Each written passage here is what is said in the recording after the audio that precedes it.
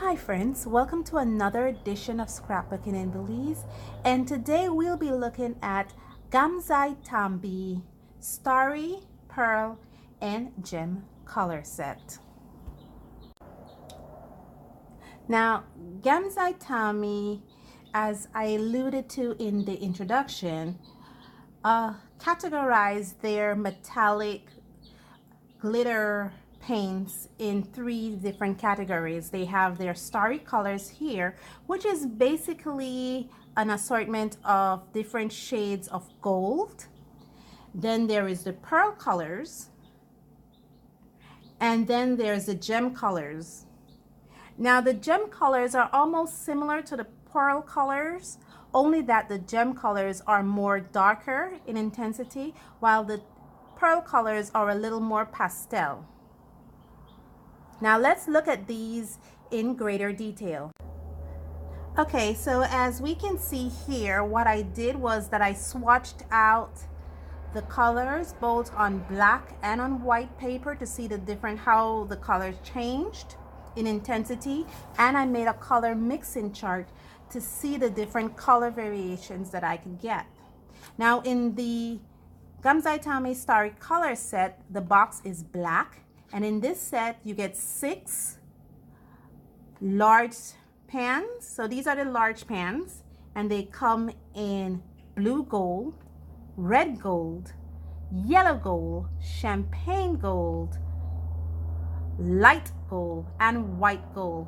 There is no silver in this set, so I believe that the white gold takes the place of the silver. And these are full pans, and they can be removed.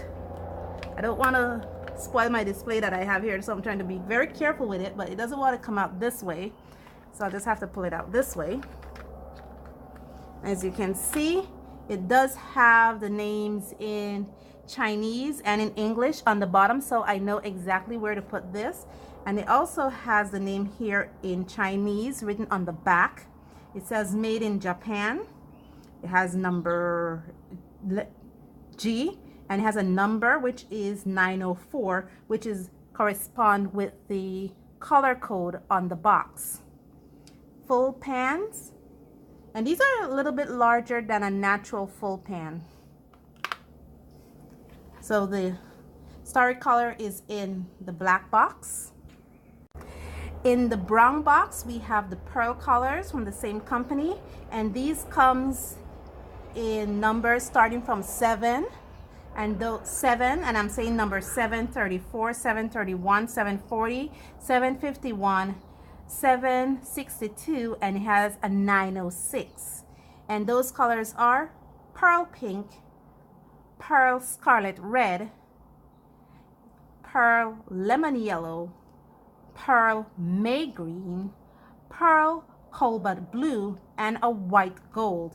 And again, these are the colors all swatched out both on black and on white paper.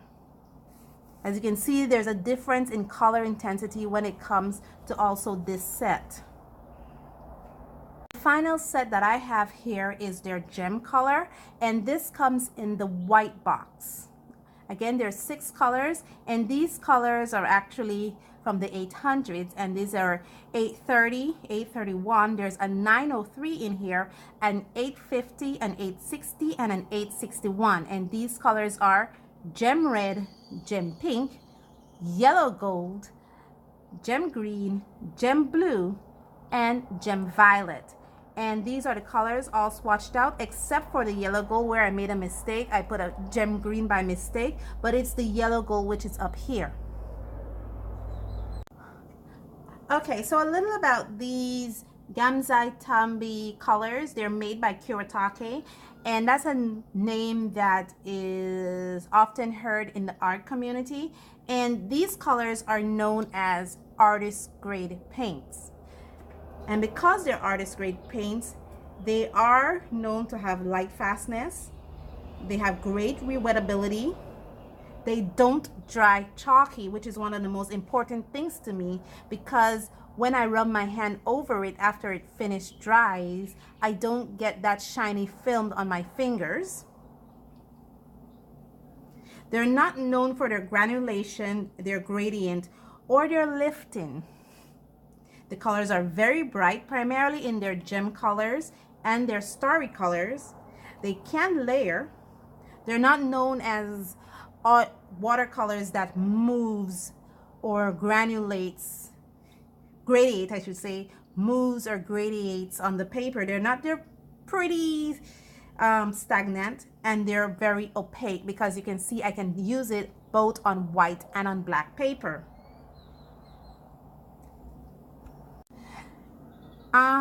One of the tricks that I did when it came to these paints, and I like to share little tricks that I use, is that I cut the flaps on the ends of these, so it just makes it slides out very easy for me on all of them. So these actually came with flaps on it. They didn't came like this, but I cut it so I could use it to slide out.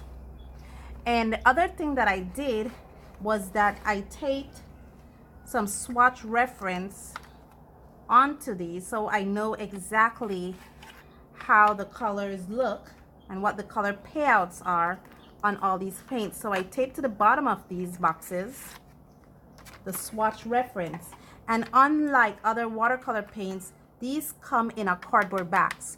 The actual pans are plastic, but the box it comes in is actually made of cardboard. And I have my swatch both in black and on white paper. Now let's do a color illustration using these paints. One of the things I should say is that when using these paints, it is good practice to first spray them or mist them with a little bit of water, and then have it set for a few seconds, maybe between 15 to 30 seconds, and then use them. It just brings out the richness of these paints.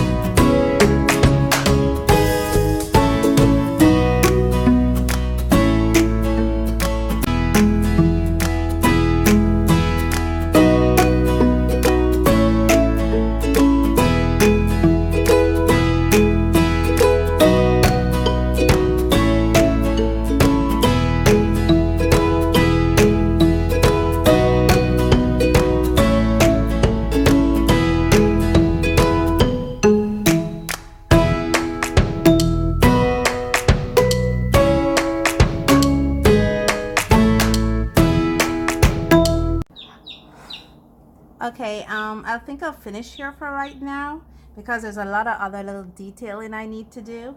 I didn't do my disclaimers in the beginning of the video, but I think I should do it now because the baby chick is behind me chirping away.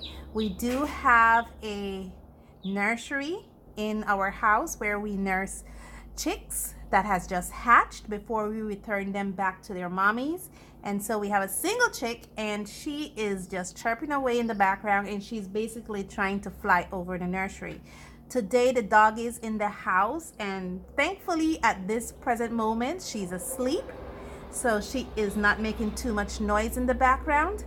And I do live near a major highway here in Belize, and hence why you hear the motor vehicles in the background as well. Now let me get back to the painting. Okay, so what can I say about these paints? The one objection that I have towards them is not their cardboard box that they come in, is actually how quickly these paints itself, the paints itself absorb water. As you can see, throughout the times that I was painting, I had to re-wet the paint several times because primarily the pearl colors, they absorb water very, very quickly, and also the gem colors tend to do so less moderately. And the metallic colors here, these gold colors, some of them are still a little wet, but I have to re-wet them if I want to use any of these at this moment, even though I had pre-mist them prior to use. Other than that, the colors are very, very bright, and when this is completely dry, all the shine is going to stay on the paper. It's not going to come off on your hands, and you don't have to spray any adhesive on it so that the paint stays on.